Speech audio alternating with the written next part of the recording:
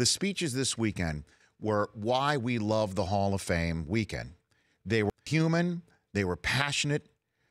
They were also briefer than ever. I mean, Ray Lewis was the longest at 33 minutes. Nobody else went over a half an hour. Robert Brazil waited 29 years and spoke for less than 10 minutes. Now, I'm not saying that brief is better.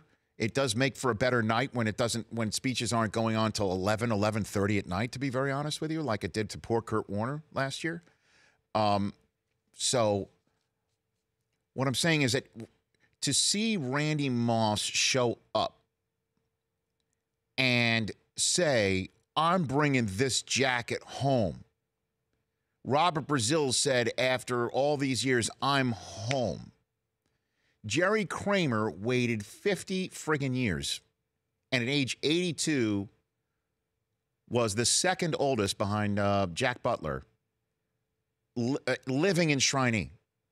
Man's 82 years, waited 50 years. He showed up. The fact that T.O. did not show up was an outlier. That's his decision. That's his choice. He made it. He's proud of it. He owns it. The Hall of Fame shouldn't own it. Don't own it. Don't go down that road telling others, sign a pledge. And again, I'm waiting to hear back from those at the Hall who I know to tell me if that's in fact the case. And if it is, then I'll tell them what I'd say into this microphone. Don't do it.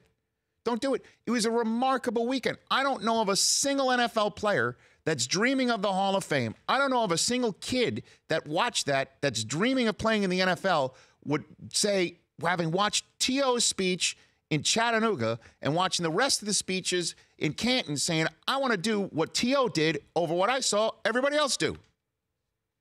I don't know of a single person who would think that. But I also understand if the good people in Canton and Hall of Fame are a little scarred over experiencing one person saying everything that you do for the NFL, everything that you do for the sport, everything that you do for the history of the sport, everything that you do to make this weekend special isn't good enough for me. And they'd be like, huh? And that they're trying to make sure that that's not happening again. And to all returning Hall of Famers, all enshrined Hall of Famers that are pissed at T.O. that would force the Hall of Fame maybe to do something like this, you're doing the wrong thing. Talk to your own colleagues. Say, come back. You who haven't been here in 5, 10 years, come back. That's what makes it special. Makes it special to see these guys show up and pour out their hearts and souls like Brian Dawkins did. Troy Vincent's going to join us top of hour 3 as presenter. That's what it's about. LaDainian Tomlinson was on the NFL Network pre-show. He talked about his aha moment. His aha moment was going to the State of the Hall speech that David Baker gives, the president who is one of the greatest advocates for the Hall that's ever been. You know, I introduced him at the jacket dinner with a line from Glenn Ross, always be closing, because he's always closing. All right? And so there's no steak knives walking around there in Canton, I'll tell you that. He's always closing. And, you know, he gives the State of the Hall speech.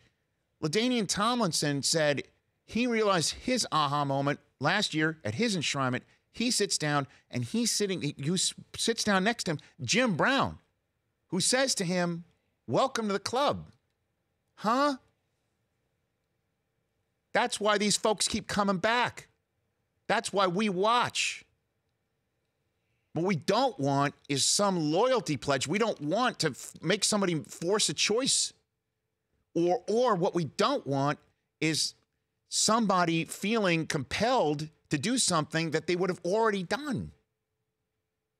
It's a false choice. One guy's made it. 1 out of 318. The Rich Eisen Show. Weekdays at noon Eastern on Audience.